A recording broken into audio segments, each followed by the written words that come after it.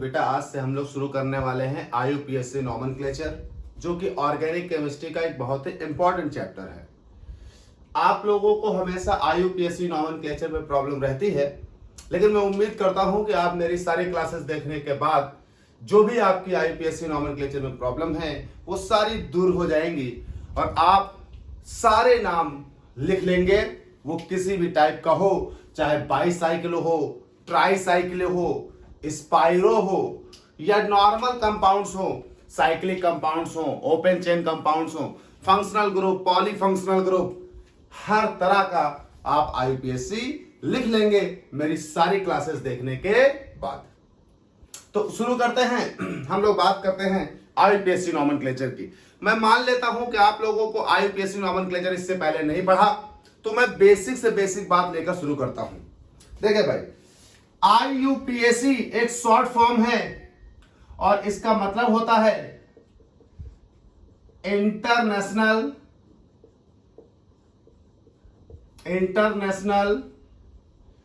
Union of pure and applied chemistry.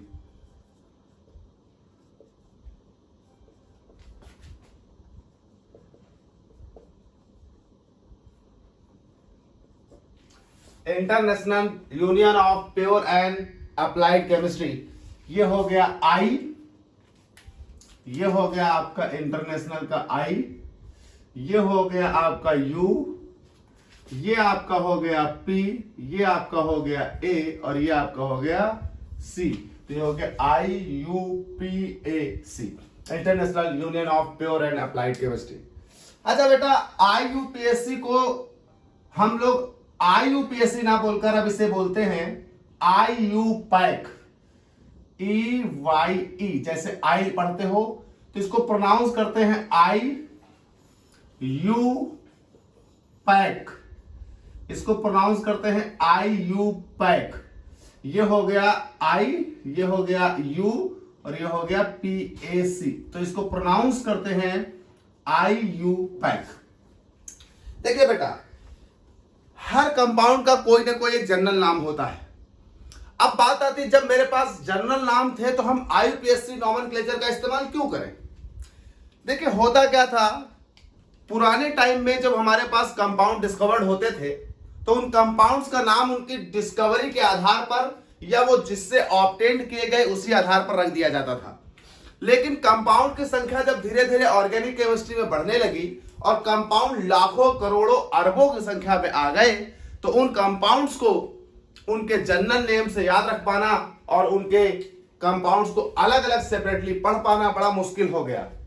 फिर जाकर IUPAC, international union of pure and applied chemistry.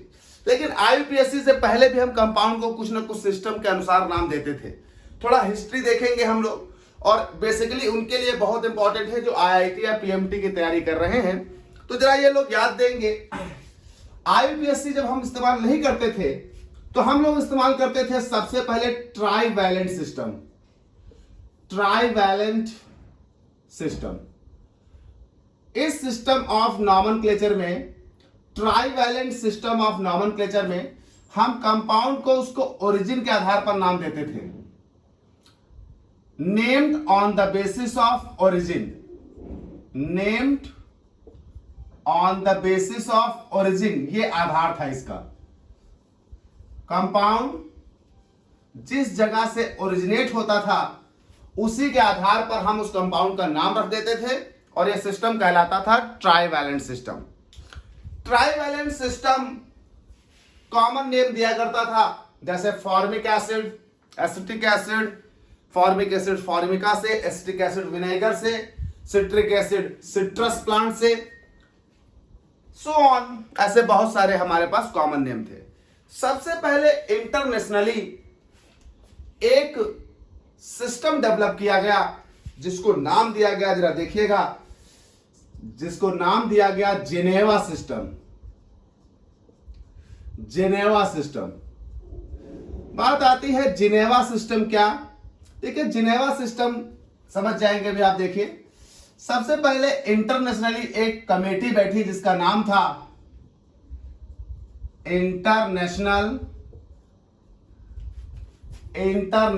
Chemical Congress, international chemical Congress. International chemical Congress ये committee बैठाई गई, जो कहां पर बैठी थी, तो वो बैठी थी जिनेवा में, इन जिनेवा सिटी है। जिनेवा में एक इंटरनेशनल केमिकल कांग्रेस नाम की कमेटी बैठाई गई, जिसको ये बोला गया कि आप इन ऑर्गेनिक कंपाउंड्स को एक सिस्टम से एक सिस्टमैटिक नेम में कन्वर्ट करें। तो उस सिस्टम को नाम दिया गया जिनेवा सिस्टम। ये जिनेवा सिस्टम आया था, ये जिनेवा सिस्टम आया था 1892 में, 1892 में, याद रखिएगा। तो जिनेवा सिस्टम दिया गया था 1892 में, और चूंकि यह बैठक जिनेवा में हुई थी, इसीलिए इसका नाम रख दिया गया जिनेवा सिस्टम। इस सिस्टम के अनुसार कंपाउंड के नाम दिए गए। यह सिस्टम कंपाउंड को क्लासिफाई करता था, उनका नाम रखता था, लेकिन यह बेसिकली उन कंपाउंड्स पर एप्लीकेबल था जिनमें फंक्शनल ग्रुप नहीं होते थे, मतलब alkane, alkane, alkyne and so on, hydrocarbons में बेसिकली जैसे फंक्शनल ग्रुप आ जाते थे या पॉलीफंक्शनल ग्रुप आ जाते थे, जिनेवा सिस्टम फेल होने लगता था। तो जिनेवा सिस्टम में फिर सुधार किया गया, और 1931 में एक नया सिस्टम लाया गया, जिसका नाम हुआ IUC। सुनते रहिएगा, IUC सिस्टम। जिनेवा सिस्टम के बाद दूसरा सिस्टम आया सुधार करके 1931 में, और 1931 में सिस्टम आया IUC, international union chemistry, international union of chemistry system, जिसके अंतर्गत हमने नाम रखे। यह सिस्टम भी चला नहीं। इसके बाद इस सिस्टम में भी मॉडिफिकेशन किया गया, और सबसे पहले IUPAC आया। इसके बाद सबसे पहले IUPAC आया 1957 में। 1957 में IUPAC दिया गया, international union of pure and applied chemistry. बेटा IUPAC में 1957 के बाद कई सारे सुधार भी हुए। तो यह हुआ 1957 में IUPAC सबसे पहले दिया गया था। उसके बाद इसमें पहला मॉडिफिकेशन हुआ, फर्स्ट मॉडिफिकेशन IUPAC में हुआ 1967 में। 10 साल बाद, 1957 के 10 साल बाद 1967 में सबसे पहले इसमें पहला मॉडिफिकेशन किया गया। इसके रूल्स को थोड़ा क्लियर किया गया और ब्रॉड किया गया। उसके बाद इसी IUPAC में दूसरा इस IUPAC नॉमेनक्लेचर में दूसरा मॉडिफिकेशन हुआ, सेकंड मॉडिफिकेशन किया गया, इसको और सुधारा गया, और सेकंड मॉडिफिकेशन किया गया बेटा 1979 में। 1979 में फिर से मॉडिफाई किया गया, उसमें कुछ और नए रूल्स जोड़े गए, घटाए गए, और उसे ब्रॉड किया गया और उसे क्लियर किया गया। इसके बाद हमारे पास इसमें थर्ड मॉडिफिकेशन आया 1993 में। थर्ड मॉडिफिकेशन हुआ इस IUPAC में 1993 में। इसके बाद अभी तक कोई मॉडिफिकेशन IUPAC में नहीं आया। जो हम IUPAC यानी international union of pure and applied chemistry पढ़ रहे हैं, ये 1993 के सुधार के बाद जो रूल है उन्हीं को हम आगे कंटिन्यू करते हैं। तो देख ले भाई, फिर से जल्दी से IUPAC नॉमेनक्लेचर पढ़ना है हम लोगों। IUPAC नॉमेनक्लेचर का ये पहला पार्ट है। IUPAC का पूरा नाम होता है international union of pure and applied chemistry. आप इसको प्रोनाउंस कैसे करते हैं, तो आप इसको प्रोनाउंस करते हैं IUPAC, मतलब IUPAC।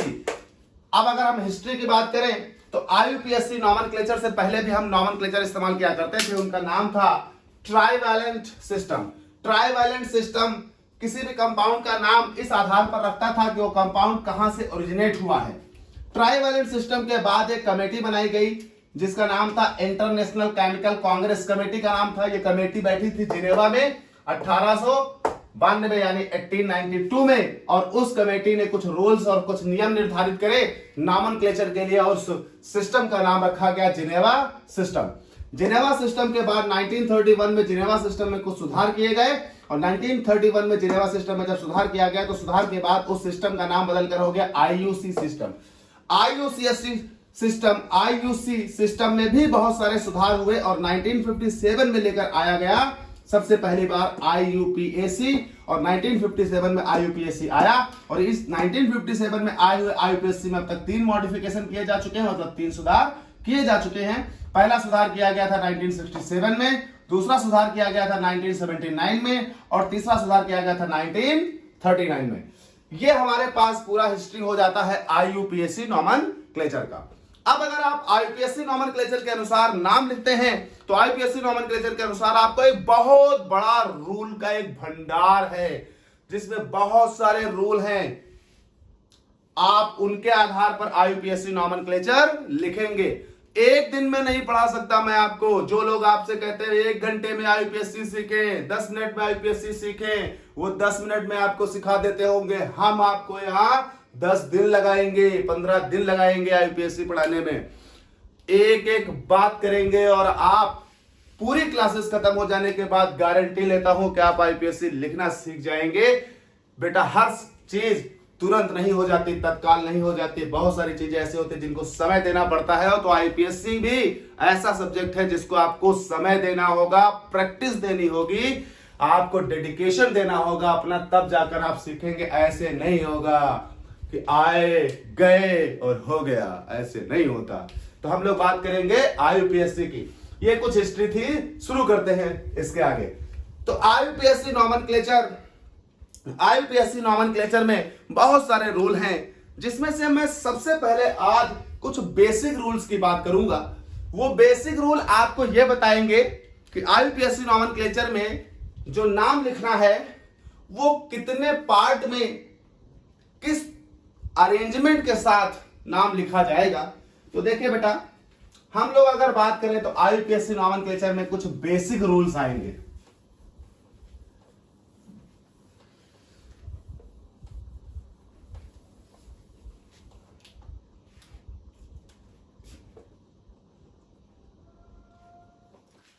चलिए शुरू करते हैं। तो बेसिक रूल, पूरी क्लासेस आप ध्यान से देखिएगा, एक एक लाइन पढ़िएगा, नोट्स बनाते रहिएगा। बेसिक रूल देखिए, 2 बातें आप जान लें। पहली, आईयूपीएसी नॉमेनक्लेचर में ऑर्गेनिक कंपाउंड को जो नाम दिया जाएगा, उस ऑर्गेनिक कंपाउंड का जो नाम आएगा उसे हम बोलेंगे सिस्टमैटिक नेम। मतलब the name given to organic compound by IUPAC is called systematic name. तो मैं एक लाइन लिख देता हूं आपके लिए। The name given by IUPAC to organic compound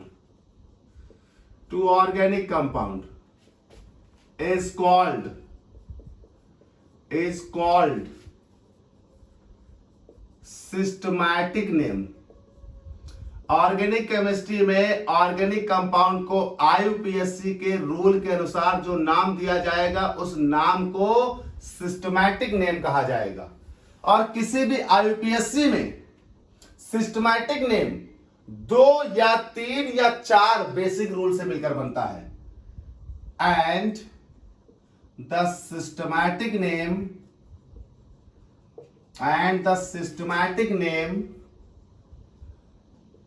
is made up by the 2 or 3 or 4 basic rules।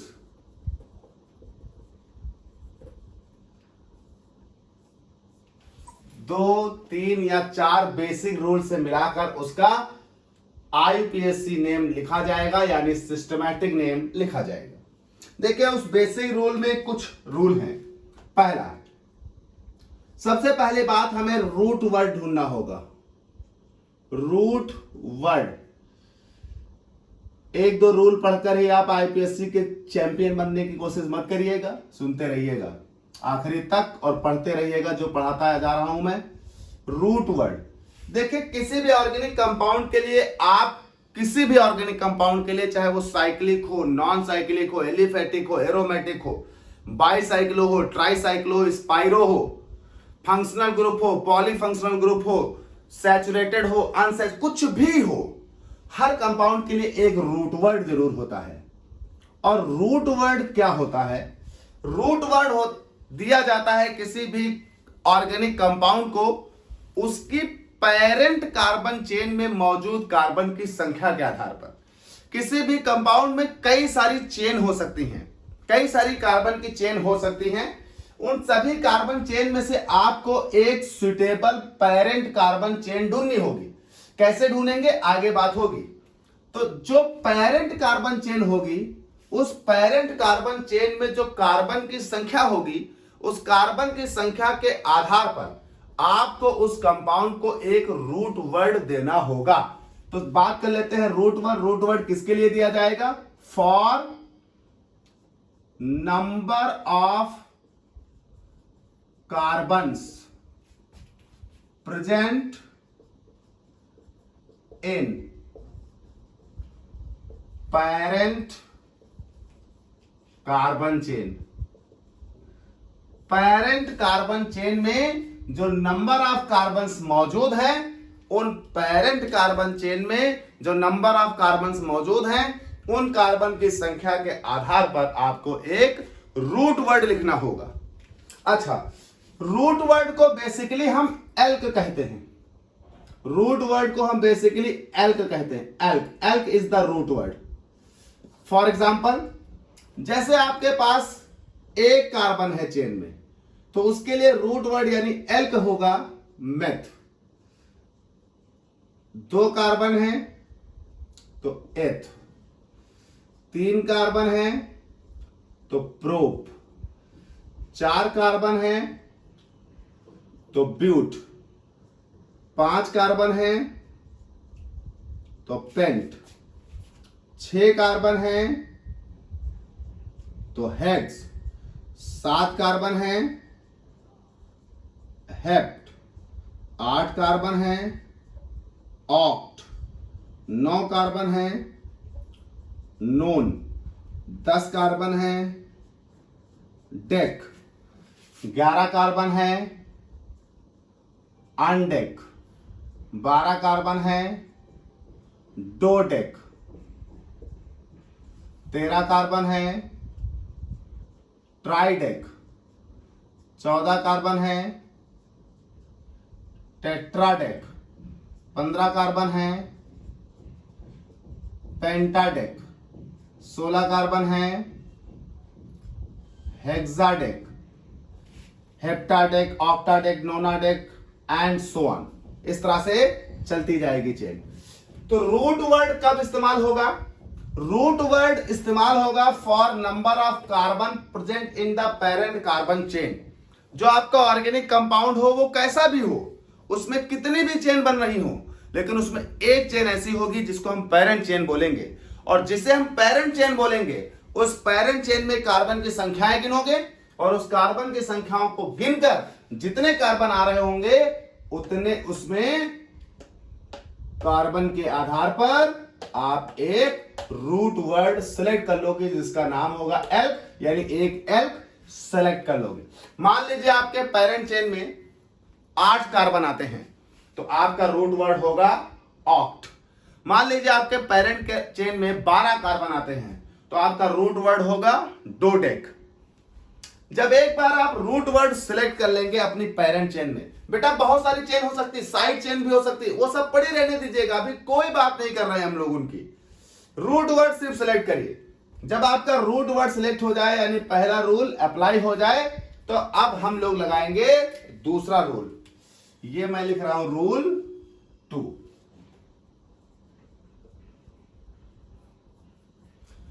Rule 2 हमेशा इस्तेमाल किया जाएगा सफिक्स के लिए। सफिक्स बेटा सफिक्स दो तरह के होते हैं, रूल टू सफिक्स और सफिक्स दो तरह के होते हैं, प्राइमरी सफिक्स और सेकेंडरी सफिक्स। आपके कंपाउंड में एक सफिक्स इस्तेमाल हो सकता है, आपके कंपाउंड में दोनों सफिक्स इस्तेमाल हो सकते हैं। जैसे अब हम अगर सफिक्स की बात करें तो सबसे पहली बात चलिए कर लेते हैं प्राइमरी सफिक्स की। प्राइमरी सफिक्स, प्राइमरी सफिक्स क्या होता है और कब इस्तेमाल होता है? तो प्राइमरी सफिक्स बेटा इस्तेमाल होता है फॉर सैचुरेशन और अनसैचुरेशन के लिए। प्राइमरी सफिक्स यह बताएगा कि हमारा कंपाउंड सैचुरेटेड है कि अनसैचुरेटेड है। जैसे आपने कार्बन की चेन तो सेलेक्ट कर ली, लेकिन वो कार्बन की चेन में एक कार्बन दूसरे कार्बन से कुछ बॉन्ड के द्वारा जुड़ा होगा। अब वो बॉन्ड सिंगल हो सकते, डबल हो सकते, ट्रिपल हो सकते, यानी सैचुरेटेड हो सकता कंपाउंड, अनसैचुरेटेड हो सकता। तो प्राइमरी सफिक्स हमें यह बताएगा कि वो कंपाउंड सैचुरेटेड है कि अनसैचुरेटेड है। अब कैसे सिलेक्ट करेंगे प्राइमरी सफिक्स? मान लीजिए कार्बन और कार्बन के बीच सारे बॉन्ड सिंगल हैं, तो उसके लिए प्राइमरी सफिक्स होगा एन। अगर कार्बन और कार्बन के बीच कहीं डबल बॉन्ड आ रहा है तो प्राइमरी सफिक्स होगा इन। अगर कार्बन और कार्बन के बीच कहीं ट्रिपल बॉन्ड आ रहा है तो प्राइमरी सफिक्स होगा आइन। आइन।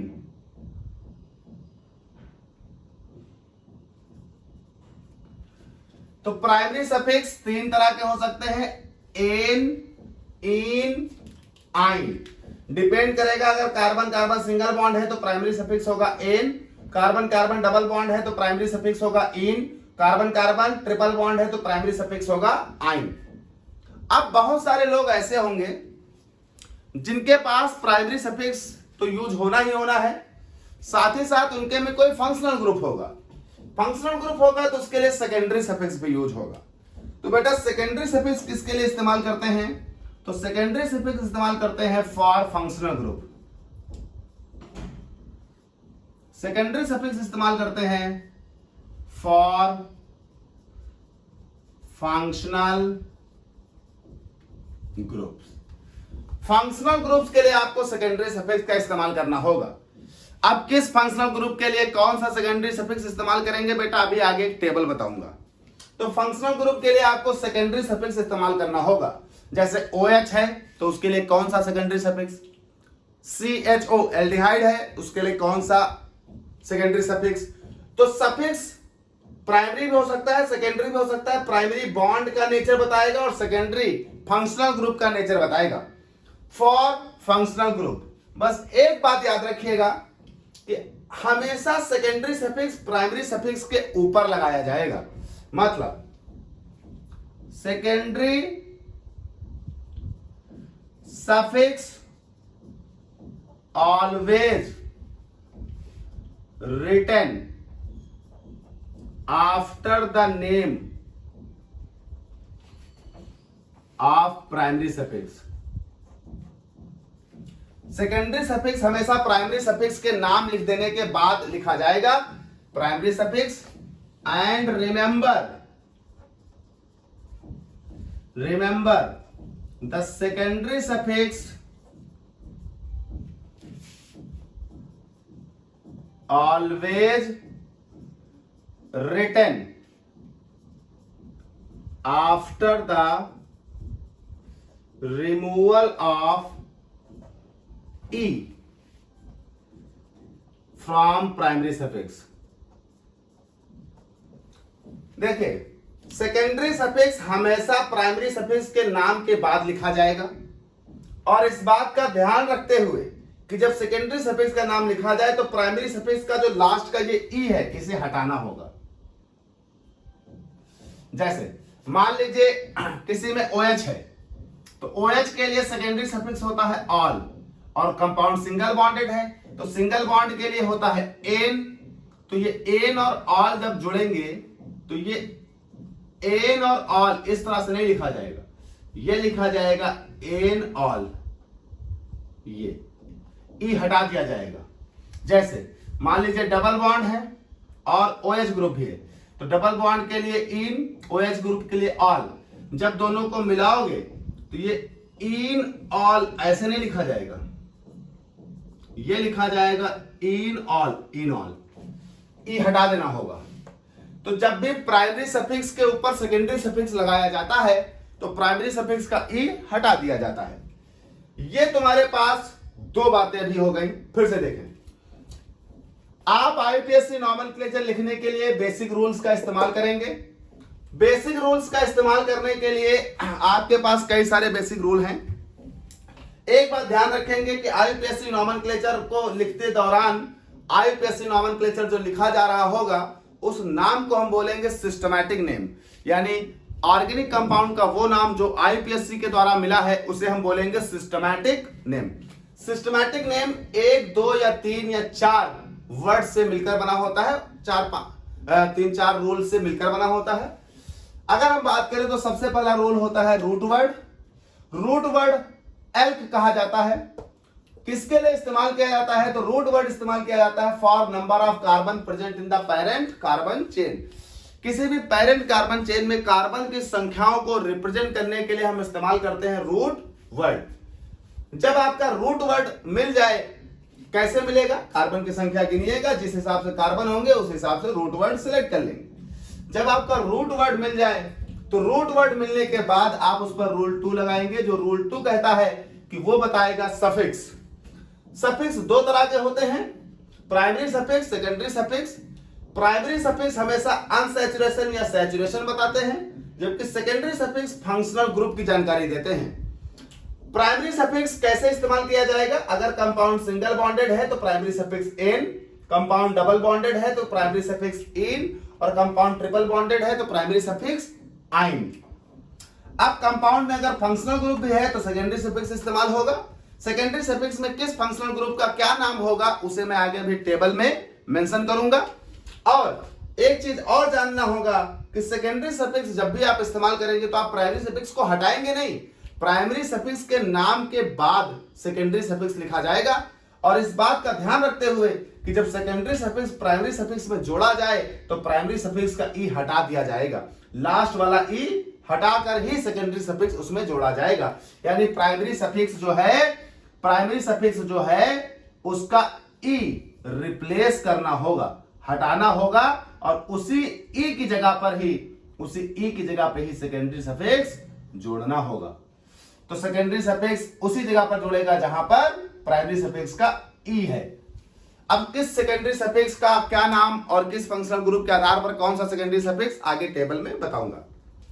इसके साथ साथ आप कुछ बातें और ध्यान रखिएगा। एक और रूल है रूल 3, ये ध्यान करिए, नोट करते रहिएगा। बात करते हैं रूल 3।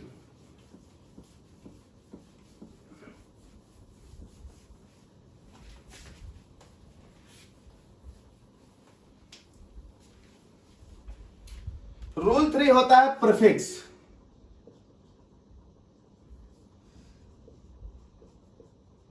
प्रीफिक्स बेटा, सफिक्स हमेशा रूट वर्ड के बाद लगाया जाता है और प्रीफिक्स हमेशा रूट वर्ड से पहले लगाया जाता है। अब प्रीफिक्स किसके लिए इस्तेमाल होगा ये जरा बात आ जाए तो रूट 3 प्रीफिक्स ये इस्तेमाल होगा फॉर साइड चेन। हमने आपसे कहा था जब आप रूट वर्ड सेलेक्ट करेंगे तो एक पेरेंट चेन सेलेक्ट करेंगे, पेरेंट चेन के अलावा साइड में भी कुछ चेनें बच सकती हैं।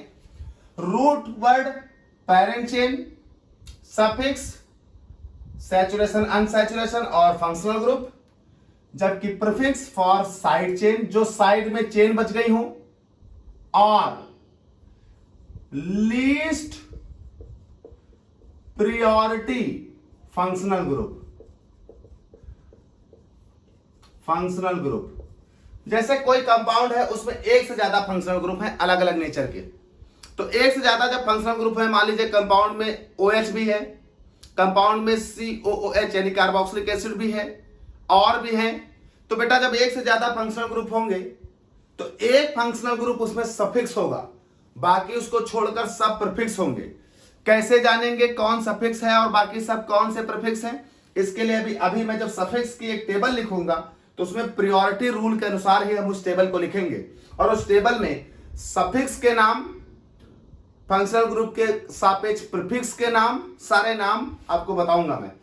तो प्रीफिक्स इस्तेमाल किया जाएगा फॉर साइड चेन या लीस्ट प्रायोरिटी फंक्शनल ग्रुप के लिए। कंपाउंड में साइड चेन और लीस्ट प्रायोरिटी फंक्शनल ग्रुप्स के लिए प्रीफिक्स इस्तेमाल किया जाएगा। ये 3 आपके बेसिक रूल हैं। सबसे पहले आपको कंपाउंड में रूट वर्ड ढूंढना है, उसके बाद प्राइमरी सफिक्स और सेकेंडरी सफिक्स ढूंढने हैं, उसके बाद आपको प्रीफिक्स ढूंढने हैं। अब रूट वर्ड सेलेक्ट कर लिया, प्राइमरी सफिक्स और सेकेंडरी सफिक्स सेलेक्ट कर लिए, प्रीफिक्स सेलेक्ट कर लिए, सबके नाम लिखकर आकर एक साथ अरेंज कर देना होगा, आईयूपीएससी बन जाएगा। अब सबके नाम कैसे लिखे जाएंगे वो आगे रूल्स में बात होगी। तो सबसे पहले रूट वर्ड, फिर सफिक्स, फिर प्रीफिक्स, इनको आपको ढूंढना है उस ऑर्गेनिक कंपाउंड में।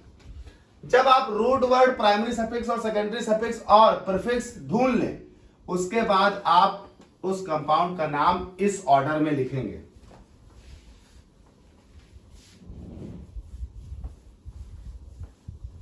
और वो ऑर्डर होगा राइटिंग ऑर्डर। राइटिंग ऑर्डर क्या होगा आईपीएससी का? राइटिंग ऑर्डर होगा, सबसे पहले आपको लिखना होगा प्रीफिक्स, प्रीफिक्स के बाद आपको लिखना होगा रूट वर्ड, रूट वर्ड के बाद आपको लिखना होगा सफिक्स। अगर सफिक्स दोनों इस्तेमाल हो रहे हैं तो पहले प्राइमरी सफिक्स फिर सेकेंडरी सफिक्स। तो राइटिंग ऑर्डर होगा, सबसे पहले आपका प्रीफिक्स आएगा, रूट वर्ड आएगा, प्राइमरी सफिक्स आएगा, फिर सेकेंडरी सफिक्स आएगा। ये आपका होगा राइटिंग ऑर्डर। इस ऑर्डर में आपको लिखने हैं। अब देखिए, जब आपके कंपाउंड में फंक्शनल ग्रुप है, जब आपके कंपाउंड में डबल बॉन्ड, ट्रिपल बॉन्ड है, जब आपके कंपाउंड में कई सारे फंक्शनल ग्रुप हैं, ऐसी परिस्थितियों में जब आप प्रीफिक्स ढूंढेंगे तो प्रीफिक्स साइड चेन हो सकती है या लीस्ट प्रायोरिटी फंक्शनल ग्रुप हो सकता है। अब लीस्ट प्रायोरिटी फंक्शनल ग्रुप कैसे पता चलेगा? तो मैं अगली जो टेबल आपके सामने ला रहा हूं, उसमें जो फंक्शनल ग्रुप ऊपर से नीचे की ओर लिखे हैं वो प्रायोरिटी ऑर्डर में लिखे हैं। मतलब सबसे ऊपर वाला हायर प्रायोरिटी होगा, सबसे नीचे वाला लोअर प्रायोरिटी होगा। यानी अगर कंपाउंड में एक से ज्यादा फंक्शनल ग्रुप हैं तो जो टेबल में सबसे ऊपर है वो सफिक्स, उसको छोड़कर बाकी जितने भी उसमें होंगे वो सब क्या बन जाएंगे? प्रीफिक्स। अब किसी भी फंक्शनल ग्रुप का सफिक्स नेम होगा क्या और किसी भी फंक्शनल ग्रुप का प्रीफिक्स नेम होगा क्या, इसको जानने के लिए पहले हम टेबल बना लेते हैं, फिर हम लोग बात करते हैं सफिक्स नेम, प्रीफिक्स नेम कैसे आप लोग इस्तेमाल करेंगे। तो ये आपके पास हो जाती है seniority table for the functional group. Seniority table का मतलब ये है कि मान लीजिए किसी कंपाउंड में ये सारे ग्रुप में से कुछ भी मौजूद हो। मान लीजिए जैसे किसी कंपाउंड में OH भी मौजूद है, कीटोन भी मौजूद है, तो कीटोन सफिक्स बनेगा, OH प्रीफिक्स बनेगा। ये सीनियरिटी टेबल है। हर फंक्शनल ग्रुप का यहाँ प्रीफिक्स नेम और सफिक्स नेम लिखा है, आपको ये याद रखना होगा। जैसे कार्बोक्सिलिक ग्रुप सबसे ऊपर रखा है, कार्बोक्सिलिक ग्रुप का suffix name oic acid, prefix name carboxy. तो अगर ये कभी सीनियरिटी टेबल के अनुसार सबसे पहले नंबर पर है, जब ये सफिक्स बनेगा तो इसका नाम ओइक एसिड होगा और जब ये प्रीफिक्स बनेगा तो इसका नाम कार्बोक्सी होगा। वैसे ही अगर आप देखें ये SH, अगर ये सफिक्स बनेगा तो प्रायोरिटी के अनुसार, अगर ये सफिक्स बनेगा तो ये थाइऑल और प्रीफिक्स बनेगा तो मर्केप्टो। तो अगर आपके पास पॉलीफंक्शनल ग्रुप्स होंगे तो पॉलीफंक्शनल ग्रुप्स वाले कंपाउंड्स में एक से ज्यादा फंक्शनल ग्रुप होंगे और एक से ज्यादा फंक्शनल ग्रुप होने पर आप उन फंक्शनल ग्रुप में सबसे पहले एक फंक्शनल ग्रुप चूज करेंगे जो इस सीनियरिटी टेबल में सबसे ऊपर आएगा। बेटा ये टेबल यहां से शुरू हुई थी, ये यहां खत्म हुई, जगह नहीं थी, तब ये आगे आई है। तो ये पहले टेबल है और ये बाद में। सीनियरिटी टेबल में जो सबसे पहले आ रहा होगा वो बन जाएगा सफिक्स, बाकी उसको छोड़कर जो फंक्शनल ग्रुप होंगे वो बन जाएंगे प्रीफिक्स। अब जो सफिक्स बन जाएगा उसका सफिक्स नेम लिखोगे और जो प्रीफिक्स बन जाएगा उसका प्रीफिक्स नेम लिखोगे। अच्छा, जिनके सामने डैश लगे हैं इसका मतलब यह हुआ, जैसे OR सफिक्स नेम में डैश, इसका मतलब OR कभी सफिक्स नहीं बन सकता, इट्स ऑलवेज प्रीफिक्स, ये हमेशा प्रीफिक्स ही रहेगा। जैसे ये भाई साहब डबल बॉन्ड, ये कभी प्रीफिक्स नहीं हो सकते, ये हमेशा क्या रहेंगे, सफिक्स ही रहेंगे। तो सिचुएशन ऐसी होगी कि वो सिर्फ सफिक्स बनेगा या प्रीफिक्स बनेगा या दोनों बन सकता है। तो बेटा IUPAC नॉमेनक्लेचर में IUPAC नाम लिखने के लिए आपको बहुत सारे रूल पढ़ने हैं। सबसे पहले आज के लेक्चर में मैंने आपको कुछ बेसिक रूल्स की बात की है। जितनी बातें आपको जाननी ही है और याद रखनी है, उन बेसिक रूल्स में सबसे पहली बात मैंने आपके लिए की है रूट वर्ड की। किसी भी कंपाउंड में कार्बन की एक चेन जो कि उसकी पेरेंट चेन हो, उस पेरेंट चेन में कार्बन की संख्याओं के आधार पर उसे एक रूट वर्ड दिया जाएगा। रूट वर्ड देने के बाद उस कंपाउंड में हम सफिक्स देंगे। सफिक्स दो तरह के हो सकते हैं, प्राइमरी और सेकेंडरी। प्राइमरी सफिक्स सैचुरेशन और अनसैचुरेशन के लिए, सेकेंडरी सफिक्स फंक्शनल ग्रुप के लिए। Single bond ane, double bond ene, triple bond yne, ये हो गया प्राइमरी सफिक्स। सेकेंडरी सफिक्स होगा फंक्शनल ग्रुप के लिए। फंक्शनल ग्रुप अगर कार्बोक्सिलिक है तो सफिक्स होगा ओइक एसिड, सल्फोनिक एसिड है तो सफिक्स होगा सल्फोनिक एसिड। COOR, R कोई भी हो सकता है, CH3, C2H5 and so on.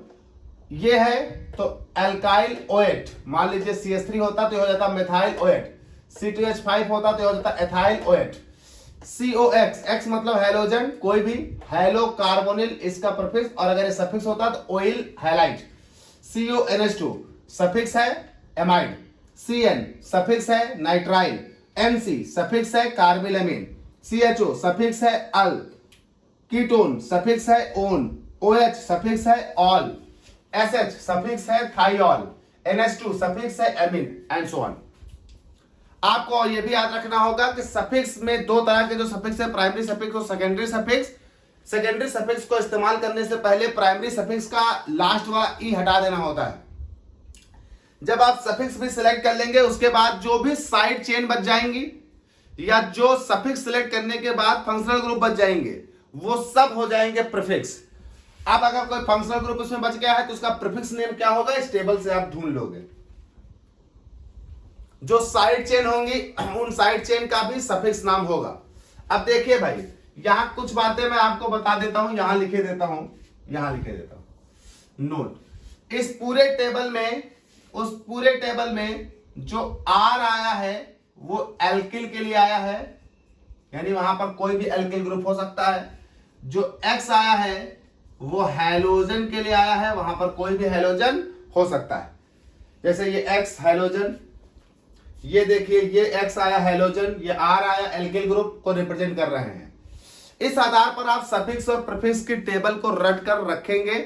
आपको मालूम होना चाहिए कि किस फंक्शनल ग्रुप का प्रीफिक्स नाम क्या होगा, किस फंक्शनल ग्रुप का सफिक्स के नाम क्या होगा। इस सीनियरिटी टेबल में जो लोग ऊपर हैं वो सबसे पहले दावेदार बनेंगे सफिक्स के। इसलिए जब आप सफिक्स ढूंढे, जब आपके पास कई सारे फंक्शनल ग्रुप है, सफिक्स ढूंढे तो ऊपर से देखिएगा, ऊपर से आपके फंक्शनल ग्रुप में जो सबसे पहले मिल जाए बस वो सफिक्स बनेगा, बाकी उसको छोड़कर सब प्रीफिक्स बनेंगे। ये कुछ बेसिक रूल थे जिन्हें आपको याद रखना होगा।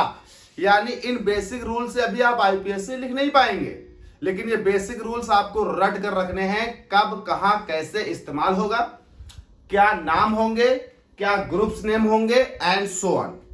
जब ये सारे आप याद कर लेंगे तब आपको एक अरेंजमेंट पता है कि सबसे पहले प्रीफिक्स, फिर रूट वर्ड, फिर प्राइमरी सफिक्स और फिर सेकेंडरी सफिक्स। इतना करने के बाद हम लोग अब आगे रूल्स की बात करेंगे। अब हम आगे बात करेंगे IUPAC नॉमेनक्लेचर के लिए रूल्स की। बेटा ये बेसिक रूल्स थे, अब हम आगे बात करेंगे रूल्स की। तो नेक्स्ट हम लोग अगले वाले वीडियो में बात करेंगे। और बेटा आप लोग सब्सक्राइब कर लें, जिन लोगों ने अभी तक नहीं सब्सक्राइब किया है, बहुत सारे लोग शेयर कर दें, लाइक कर दिया करें, ताकि अच्छा लगता है कि हाँ आप लोग इंटरेस्ट ले रहे हैं। नेक्स्ट हम लोग अगले वीडियो में बात करेंगे इसी के जस्ट आगे।